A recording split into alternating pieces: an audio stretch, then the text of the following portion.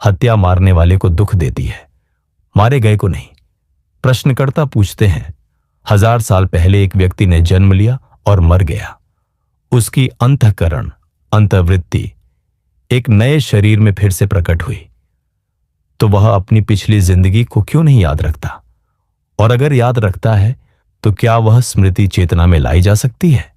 महाराज कहते हैं, तुम कैसे कह सकते हो कि वही व्यक्ति नए शरीर में वापस आया है? नया शरीर तो एक बिल्कुल नया व्यक्ति भी हो सकता है। प्रश्नकर्ता पूछते हैं, कल्पना कीजिए कि घी का एक बर्तन है। जब वह बर्तन टूट जाता है तो घी वैसा ही रहता है और उसे किसी दूसरे बर्तन में रखा जा सकता है। पुराने बर्तन की अपनी एक गंध होती है, नए की अपनी। घी उन सुगंधों को एक से दूसरे बर्तन में ले जाता है।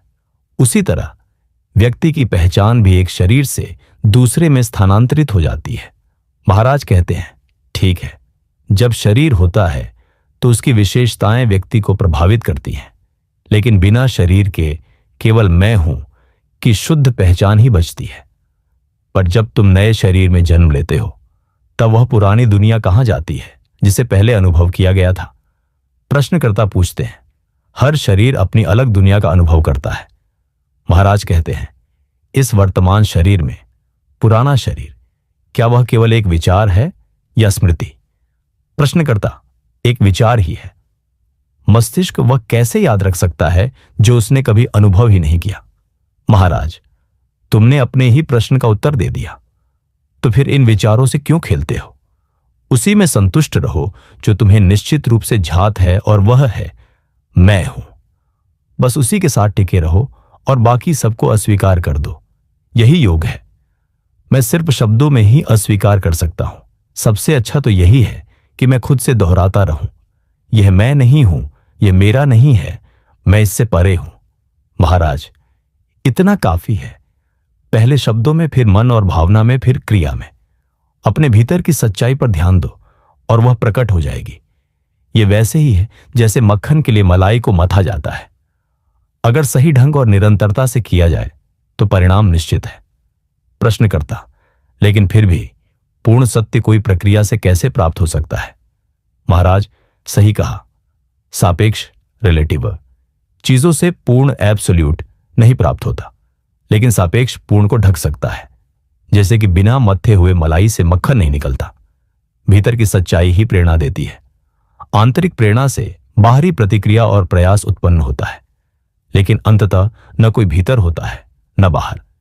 चेतना की रोशनी ही सृष्टा भी है और सृष्टि भी, अनुभव करने वाला भी है और अनुभव भी, शरीर भी है और आत्मा भी।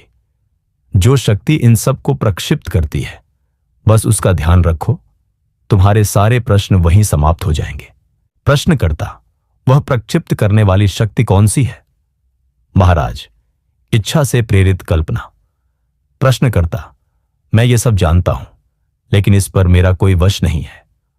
महाराज, यह भी तुम्हारा एक भ्रम है जो परिणाम की लालसा से उपजा है। प्रश्नकर्ता, परिणाम की आकांक्षा के साथ किए गए कर्म में क्या बुरा है? महाराज, यहां यह लागू नहीं होता। आत्मा की खोज में न उद्देश्य होता है न क्रिया। तुम्हें बस सुनना है, स्मरण करना है, मनन करना है। यह भोजन करने जैसा है। तुम सिर्फ काट सकते हो, चबा सकते हो, निगल सकते हो। बाकी सब प्रक्रिया स्वचालित होती है। सुनो, याद रखो और समझो, मन ही अभिनेता है और रंगमंच भी। सब कुछ मन का ही खेल है और तुम मन नहीं हो। मन ही जन्म लेता है और फिर जन्म लेता है, तुम नहीं। मन ही इस दुनिया को बनाता है और उसकी सारी विविधताओं को भी। जैसे एक अच्छा नाटक अनेक पात्रों और घटनाओं से भरपूर होता है, वैसे ही एक दुनिया बनाने के लिए सब कुछ थोड़ा थोड़ा चाहिए। प्रश्नकर्ता, लेकिन नाटक में कोई वास्तव में कष्ट नहीं उठाता। महाराज, जब तक कोई उससे अपनी पहचान न बना ले। अगर तुम दुनिया से अपनी पहचान न जोड़ो तो कष्ट नहीं होगा। प्रश्नकर्ता, पर दूसरों को तो होगा। महाराज, तो फिर अपनी दुनिया को पूर्ण बनाओ, पूरी शक्ति से। अगर तुम ईश्वर में विश्वास करते हो तो उसके साथ काम करो, नहीं करते तो स्वयं ईश्वर बनो। या तो इस संसार को नाटक समझो, या पूरी शक्ति से उसमें कार्य करो, या फिर दोनों। प्रश्नकर्ता, ठीक है, तो फिर इंसान को शिकारी और कसाईयों की सेवाएं भी स्वीकार नहीं करनी चाहिए। महाराज, तुम्हें स्वीकार करने को कौन कह रहा है? प्रश्नकर्ता, आप स्वीकार करते हैं। महाराज, यह तुम्हारी दृष्टि है। कितनी जल्दी तुम आरोप लगाते हो, निंदा करते हो, सजा सुनाते हो और क्रियान्वयन भी कर देते हो। अपने से शुरू क्यों नहीं करते? पहले मुझे क्यों घसीट लाते हो? प्रश्नकर्ता, आपके जैसे व्यक्ति को एक आदर्श प्रस्तुत करना चाहिए। महाराज, क्या तुम मेरे आदर्श को अपनाने के लिए तैयार हो? मैं संसार के लिए मर चुका हूं, मुझे कुछ नहीं चाहिए, यहां तक कि जीना भी नहीं। जैसा मैं हूं वैसे ही हो जाऊं। जो मैं करता हूं वही तुम भी करो। तुम मुझे मेरे वस्त्रों और भोजन से आंकते हो, जबकि मैं केवल तुम्हारे मूल भावना को देखता हूं। यदि तुम अपने को शरीर और मन मानकर उसी के अनुसार कार्य करते हो तो यह सबसे बड़ी निर्दयता है अपनी ही सच्ची सत्ता के प्रति। इसके आगे अन्य सभी निर्दयताएं गौण हैं। प्रश्नकर्ता, आप यह कहकर कि मैं शरीर नहीं हूं अपनी जिम्मेदारी से बच रहे हैं, लेकिन आप शरीर के नियंत्रण में हैं और जो कुछ भी वह करता है उसके लिए जिम्मेदार है। शरीर को पूरी स्वायत्तता देना तो मूर्खता या पागलपन होगा। महाराज, शांत हो जाओ। मैं भी मांस या खाल के लिए जानवरों की हत्या के खिलाफ हूं, लेकिन मैं इसे सबसे बड़ी प्राथमिकता नहीं देता। शाकाहार एक सराहनीय कारण है, पर सबसे आवश्यक नहीं। हर उद्देश्य सबसे अच्छे ढंग से वही व्यक्ति पूरा कर सकता है जो अपने स्रोत तक लौट चुका हो। प्रश्नकर्ता, जब मैं श्री रमणाश्रम में था तो मुझे ऐसा अनुभव हुआ कि वहां भगवान हर जगह हैं, सर्वव्यापी, सर्वज्ञ। महाराज, तुम्हारे पास आवश्यक श्रद्धा थी। जिनमें सचमुच श्रद्धा होती है वे उन्हें हर स्थान पर और हर समय देख सकते हैं। सब कुछ तुम्हारी श्रद्धा पर निर्भर करता है, और श्रद्धा भी तुम्हारी इच्छा का ही एक रूप है।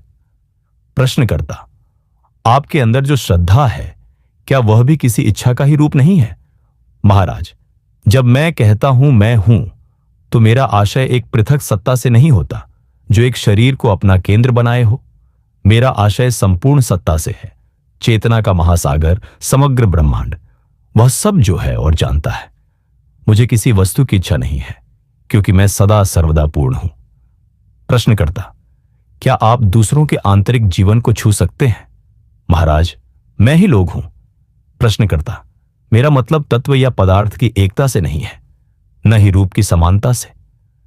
मेरा आशय है दूसरों के मन और हृदय में वास्तविक रूप से प्रवेश करना और उनके व्यक्तिगत अनुभवों में सहभागी होना। क्या आप मेरे साथ दुखी हो सकते हैं या प्रसन्न हो सकते हैं, या केवल मेरे भावों का अनुमान ही लगाते हैं निरीक्षण और तुलना के आधार पर? महाराज, सभी प्राणी मुझ में ही स्थित हैं, लेकिन एक मस्तिष्क की सारी जानकारी को दूसरे मस्तिष्क में लाना यह एक विशेष प्रशिक्षण की मांग करता है। कोई भी चीज अभ्यास से प्राप्त की जा सकती है। प्रश्नकर्ता, मैं न तो आपकी कल्पना हूं और न ही आप मेरी। मैं अपने अधिकार में स्वतंत्र हूं, केवल आपकी रचना नहीं हूं। यह जो कल्पना और प्रक्षेपण की कच्ची दार्शनिकता है वह मुझे नहीं भाती। आप तो मुझे हर प्रकार की वास्तविकता से वंचित कर रहे हैं। बताइए, कौन किसकी छवि है? आप मेरी छवि हैं या मैं आपकी? या मैं अपनी ही छवि में बना हुआ एक प्रतिबिंब हूं? नहीं, कहीं ना कहीं कुछ गड़बड़ है। महाराज, शब्द अपनी खोखलेपन को प्रकट कर देते हैं। जो वास्तविक है उसका वर्णन नहीं किया जा सकता, उसे केवल अनुभव किया जा सकता है। मैं इस समय जो हूं उसके लिए इससे बेहतर शब्द मुझे नहीं मिलते। जो मैं कहता हूं वह तुम्हें हास्यास्पद लग सकता है, लेकिन जिन बातों को ये शब्द व्यक्त करने की कोशिश कर रहे हैं वे सबसे ऊंची सच्चाई को दर्शाते हैं। सब कुछ एक ही है, चाहे हम कितनी भी बहस करें, और यह सब उसी एक स्रोत और लक्ष्य को प्रसन्न करने के लिए किया जाता है जिसे हम सभी मैं हूं के रूप में जानते हैं। प्रश्नकर्ता, हर इच्छा की जड़ में पीड़ा होती है।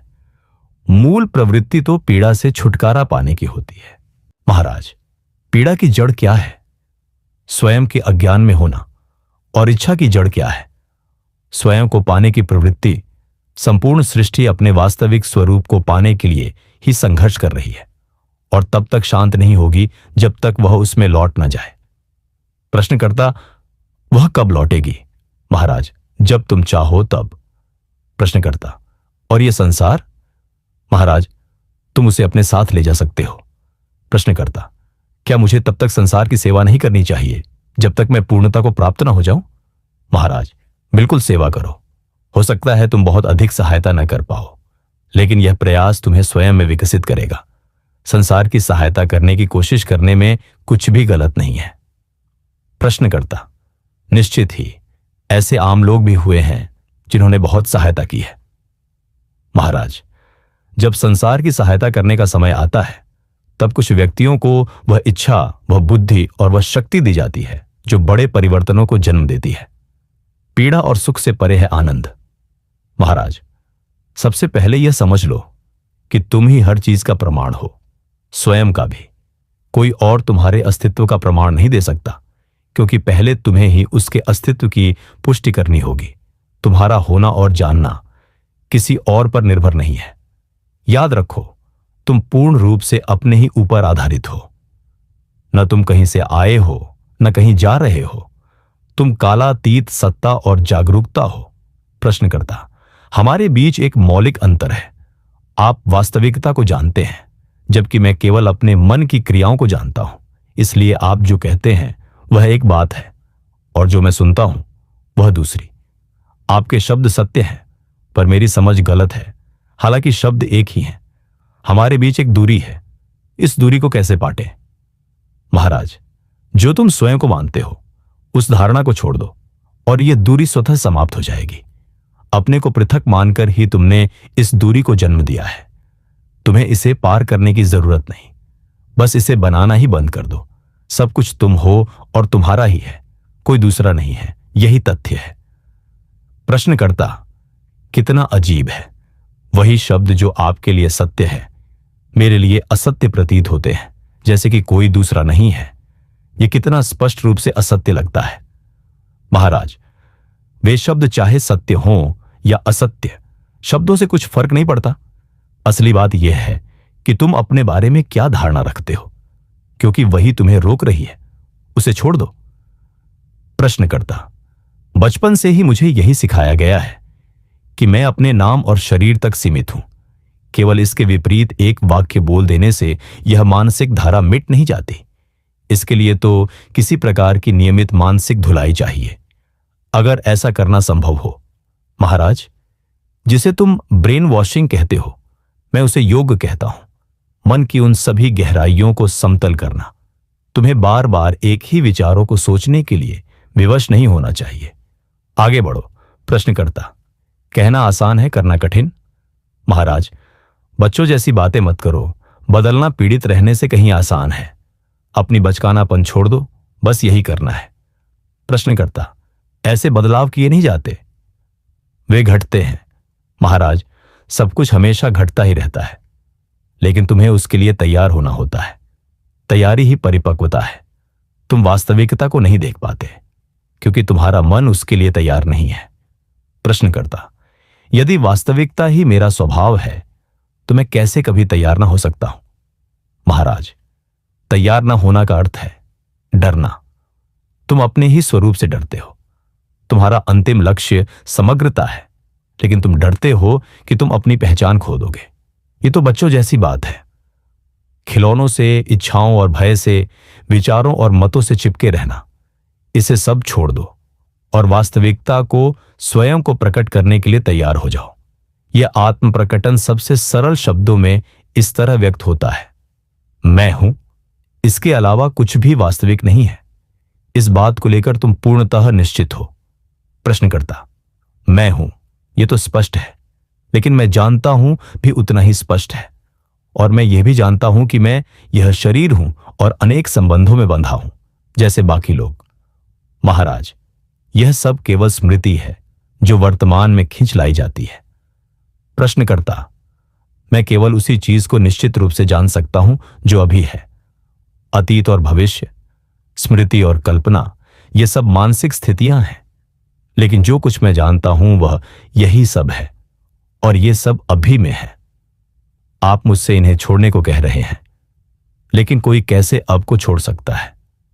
महाराज, चाहे तुम चाहो या ना चाहो, तुम हर समय भविष्य की ओर बढ़ते ही जा रहे हो। प्रश्नकर्ता, मैं तो एक अब से दूसरे अब में जा रहा हूं, अर्थात मैं तो कहीं नहीं जा रहा, बाकी सब चीजें चल रही हैं, मैं नहीं। महाराज, ये बात ठीक है, लेकिन तुम्हारा मन चलता रहता है। इस अब में तुम दोनों हो, जो चलता है और जो स्थिर है। अब तक तुमने अपने को चलते हुए पक्ष से जोड़ा और उस स्थिर पक्ष को नजरअंदाज किया। अब मन को भीतर की ओर मोड़ो, चलने वाले पक्ष को अनदेखा करो और तुम अपने आप को सदा विद्यमान, अपरिवर्तनशील वास्तविकता के रूप में पाओगे, जो वर्णन से परे है लेकिन चट्टान की तरह ठोस है। प्रश्नकर्ता, अगर वह अभी ही है तो फिर मैं उसे क्यों नहीं जान पाता? महाराज, क्योंकि तुम इस विचार को पकड़े हुए हो कि तुम उसे नहीं जानते। इस विचार को छोड़ दो। प्रश्नकर्ता, इससे मुझे कोई अनुभव नहीं होता। महाराज, रुको, तुम दीवार के दोनों ओर एक साथ होना चाहते हो। यह संभव है, लेकिन पहले तुम्हें दीवार हटानी होगी, या यह जानना होगा कि दीवार और उसके दोनों ओर जो भी है वह एक ही अखंड आकाश है, जहां यहां या वहां जैसे विचार लागू नहीं होते। प्रश्नकर्ता, उपमाएं किसी बात को सिद्ध नहीं करती।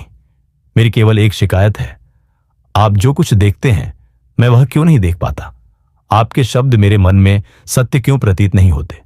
बस इतना जानने दीजिए, बाकी सब इंतजार कर सकता है। आप ज्ञानी हैं, मैं मूर्ख हूं। आप देखते हैं, मैं नहीं। मैं अपनी बुद्धि कहां और कैसे पाऊं? महाराज, यदि तुम जानते हो कि तुम मूर्ख हो तो तुम मूर्ख हो ही नहीं। प्रश्नकर्ता, जैसे यह जानना कि मैं बीमार हूं मुझे स्वस्थ नहीं बना देता, वैसे ही यह जानना कि मैं मूर्ख हूं मुझे ज्ञानी नहीं बना देता।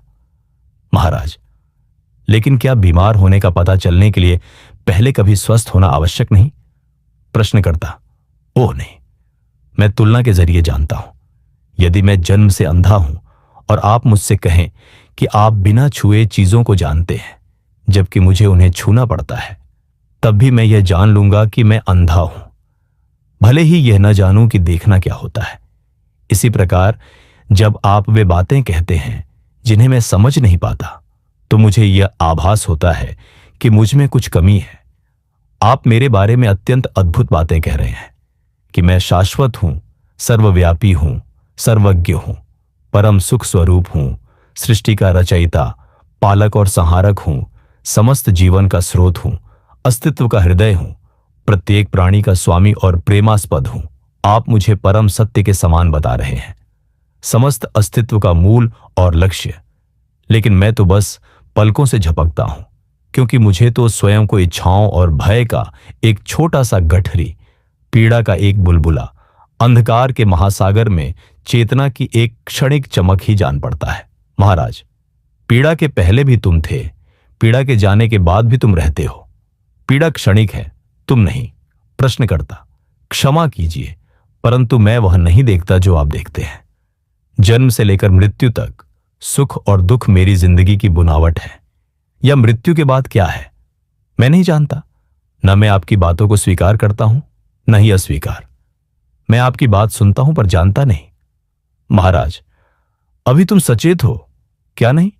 प्रश्नकर्ता, कृपया मुझसे पहले और बाद की बात न पूछिए, मैं केवल अब को जानता हूं। महाराज, इतना काफी है। तुम सचेत हो, इसी को पकड़े रहो। कुछ अवस्थाएं ऐसी भी होती हैं जहां तुम सचेत नहीं रहते, इसे तुम अचेत अस्तित्व कह सकते हो। प्रश्नकर्ता, अचेतन अस्तित्व? महाराज, सचेतता और अचेतता, इन शब्दों का यहां कोई स्थान नहीं है। अस्तित्व सचेतता में होता है, परंतु उसका सार, उसकी मूल सत्ता सचेतता से स्वतंत्र है। प्रश्नकर्ता, तो क्या वह शून्यता है या मौन? महाराज, इसे अधिक न बढ़ाओ। अस्तित्व सचेतता को व्याप्त करता है और उसे पार भी करता है। जो वस्तुनिष्ठ चेतना है वह शुद्ध चेतना का ही एक भाग है, उससे परे कुछ नहीं। प्रश्नकर्ता, आप उस अवस्था को कैसे जानते हैं जो न तो सचेत है न ही अचेत? सभी ज्ञान तो केवल चेतना में ही संभव है। ऐसा हो सकता है कि मन की स्थगनावस्था हो, क्या तब चेतना साक्षी के रूप में प्रकट होती है? महाराज, साक्षी केवल घटनाओं को पंजीकृत करता है। मन की स्थगनावस्था में मैं हूं की भावना भी विलीन हो जाती है। मन के बिना मैं हूं भी नहीं होता। प्रश्नकर्ता, मन के बिना का अर्थ हुआ विचारों के बिना। मैं हूं के रूप में विचार शांत हो जाता है, लेकिन मैं हूं के रूप में अस्तित्व का भाव बना रहता है। महाराज, सभी अनुभव मन के साथ ही शांत हो जाते हैं। मन के बिना न अनुभव करता होता है न अनुभव। प्रश्नकर्ता, क्या तब भी साक्षी शेष नहीं रहता? महाराज, साक्षी केवल अनुभव की उपस्थिति या अनुपस्थिति को नोट करता है। वह स्वयं कोई अनुभव नहीं है। लेकिन जैसे ही यह विचार आता है, मैं साक्षी हूं, वह अनुभव बन जाता है। प्रश्नकर्ता, मैं केवल इतना जानता हूं कि कभी मन चलता है और कभी रुक जाता है। मन के शांत हो जाने की जो अनुभूति होती है, मैं उसे ही मन की स्थगनावस्था कहता हूं। महाराज, तुम इसे मौन, शून्यता या स्थगन कहो। तथ्य यह है कि वहां तीनों अनुभवकर्ता, अनुभव और अनुभूति मौजूद नहीं होते। उस साक्षी भाव में, उस जागरण में मैं यह हूं या वह हूं जैसी कोई भी आत्मचेतना नहीं रहती। केवल अपरिभाषित अस्तित्व बचता है। प्रश्नकर्ता, क्या वह एक प्रकार की अचेतनता है? महाराज, किसी भी संदर्भ में उसे कुछ कहना गलत होगा। वह तो सभी द्वैतों के मध्य और पार है। वह न तो चेतना है, न अचेतनता, न दोनों के बीच, न ही उनसे परे। वह अपने आप में है, न किसी अनुभव के संदर्भ में, न उसके अभाव के। प्रश्नकर्ता, यह कितना विचित्र है। आप उसके बारे में ऐसे बोलते हैं जैसे वह कोई अनुभव हो। महाराज, जब मैं उसके बारे में सोचता हूं, वह अनुभव बन जाता है। प्रश्नकर्ता, जैसे अदृश्य प्रकाश जो फूल से टकराकर रंग बन जाता है। महाराज, हां, तुम ऐसा कह सकते हो। वह रंग में होता है, लेकिन रंग नहीं होता। प्रश्नकर्ता, वही पुरानी नागार्जुन की 4 गुणी निषेध पद्धति। न यह न वह, न दोनों, न ही न दोनों। मेरा मन चक्कर खा रहा है। महाराज, तुम्हारी कठिनाई इस विचार से उत्पन्न होती है कि वास्तविकता कोई चेतना की अवस्था है जो अन्य अवस्थाओं में से एक है। तुम अक्सर यह कहते हो, यह वास्तविक है, वह नहीं है, और यह कुछ हद तक वास्तविक है, कुछ हद तक नहीं। जैसे वास्तविकता कोई गुण हो जो थोड़ी बहुत मात्रा में पाया जाता हो। प्रश्नकर्ता, चलो मैं इसे इस तरह कहूं, चेतना तो समस्या तब बनती है जब उसमें पीड़ा होती है। यदि कोई अवस्था सदा आनंदमय हो तो वहां प्रश्न ही नहीं उठते। लेकिन हम पाते हैं कि हर चेतना सुख दुख का मिश्रण है। ऐसा क्यों? महाराज, क्योंकि हर चेतना सीमित होती है और इसलिए दुखदायी होती है। चेतना की जड़ में है इच्छा, अनुभव करने की लालसा। प्रश्नकर्ता पूछते हैं, क्या आप यह कहना चाहते हैं कि इच्छा के बिना चेतना नहीं हो सकती? और अगर ऐसा है तो फिर अचेतन रहने का क्या लाभ? अगर मुझे पीड़ा से छुटकारे के लिए सुख का भी त्याग करना पड़े तो मैं दोनों को ही बनाए रखना बेहतर समझता हूं। महाराज कहते हैं, दुख और सुख के पार आनंद है। प्रश्नकर्ता पूछते हैं, लेकिन अचेतन आनंद किस काम का? महाराज कहते हैं, वह न तो चेतन है न अचेतन, वह वास्तविक है। प्रश्नकर्ता पूछते हैं, आपको चेतना से क्या आपत्ति है?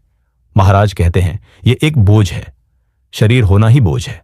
संवेदनाएं, इच्छाएं, विचार, ये सब बोझ हैं।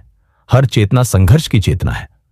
प्रश्नकर्ता पूछते हैं, लेकिन वास्तविकता को तो सत्य अस्तित्व, शुद्ध चेतना और अनंत आनंद कहा गया है। फिर पीड़ा का इससे क्या लेना देना? महाराज कहते हैं, दुख और सुख घटते हैं, लेकिन दुख सुख का मूल्य है और सुख दुख का पुरस्कार। जीवन में भी आप अक्सर किसी को प्रसन्न करते हैं तो उसे ठेस पहुंचती है, और किसी को ठेस देते हैं तो वह प्रसन्न हो जाता है। जब आप जान जाते हैं कि पीड़ा और सुख एक ही है, तभी शांति होती है। प्रश्नकर्ता पूछते हैं, यह सब निश्चित रूप से बहुत दिलचस्प है, लेकिन मेरा लक्ष्य इससे अधिक साधारण है। मैं जीवन में बस अधिक सुख और कम पीड़ा चाहता हूं। मुझे क्या करना चाहिए? महाराज कहते हैं, जब तक चेतना है सुख दुख होंगे ही। यह मैं हूं, इस चेतना की प्रकृति ही है कि यह द्वंद्वों से जुड़ती है। प्रश्नकर्ता पूछते हैं, तो फिर मेरे लिए इसका क्या लाभ? यह मुझे तृप्त नहीं करता। महाराज कहते हैं, तृप्त न होने वाला कौन है? प्रश्नकर्ता कहते हैं, मैं हूं, वह जो सुख और दुख में उलझा हुआ है। महाराज कहते हैं, सुख और दुख दोनों ही आनंद है। देखो, मैं तुम्हारे सामने बैठा हूं और अपने प्रत्यक्ष और अपरिवर्तनीय अनुभव से कह रहा हूं। सुख और दुख तो केवल तरंगों के शिखर और गर्त हैं, एक महासागर की सतह पर, लेकिन भीतर गहराई में पूर्णता ही पूर्णता है। प्रश्नकर्ता पूछते हैं, क्या आपका यह अनुभव निरंतर बना रहता है? महाराज कहते हैं, यह समयातीत और अपरिवर्तनीय है। प्रश्नकर्ता कहते हैं, मुझे तो केवल सुख की चाह और दुख का भय ही पता है। महाराज कहते हैं, यही तुम अपने बारे में सोचते हो, इसे बंद करो। अगर तुम इस आदत को तुरंत नहीं छोड़ सकते तो कम से कम अपनी सोच के ढर्रे को देखो और उसकी असत्यता को पहचानो। पुराने ढंग पर प्रश्न उठाना यही मन का धर्म है। जो मन ने बनाया है वही मन उसे तोड़ सकता है। या फिर यह जान लो कि मन के बाहर कोई इच्छा नहीं है और उससे अलग हो जाओ। प्रश्नकर्ता कहते हैं, सच कहूं तो मुझे हर बात को मनजनित बताने पर संदेह होता है। मन तो बस एक साधन है, जैसे आंखें हैं। क्या आप कह सकते हैं कि देखना ही निर्माण करना है? मैं दुनिया को खिड़की से देखता हूं, खिड़की में नहीं। आप जो कुछ कहते हैं वह एक दूसरे से जुड़ा हुआ प्रतीत होता है, लेकिन मुझे नहीं पता कि इसका आधार यथार्थ में है या केवल मन में। मैं इसका केवल मानसिक चित्र बना सकता हूं। इसका आपके लिए क्या अर्थ है, यह मैं नहीं जानता। महाराज कहते हैं, जब तक तुम अपने को मन के स्तर पर रखते हो तुम मुझे भी मन में ही देखोगे। प्रश्नकर्ता कहते हैं, शब्दों से समझना कितना अपर्याप्त लगता है। महाराज कहते हैं, शब्दों के बिना समझने को क्या है? समझने की आवश्यकता तब उत्पन्न होती है जब गलतफहमी होती है। जो मैं कहता हूं वह सत्य है, लेकिन तुम्हारे लिए यह केवल एक सिद्धांत है। तुम यह कैसे जानोगे कि यह सत्य है? सुनो, याद रखो, विचार करो, कल्पना करो, अनुभव करो। इसे अपने दैनिक जीवन में भी लागू करो। मुझसे धैर्य रखो और सबसे बढ़कर अपने आप से धैर्य रखो, क्योंकि तुम ही अपनी सबसे बड़ी बाधा हो। रास्ता अपने भीतर से होकर तुम्हारे परे तक जाता है। जब तक तुम केवल विशेष को ही वास्तविक, सचेत और सुखी मानोगे और अद्वैत वास्तविकता को केवल एक कल्पना, एक अमूर्त विचार के रूप में ठुकराओगे, तब तक तुम मुझे केवल सिद्धांत और अमूर्त बातें बांटते हुए पाओगे। लेकिन एक बार जब तुम अपने ही अस्तित्व के भीतर वास्तविक को छू लोगे, तब तुम मुझे वही बताते हुए पाओगे जो तुम्हारे लिए सबसे निकट और प्रिय है।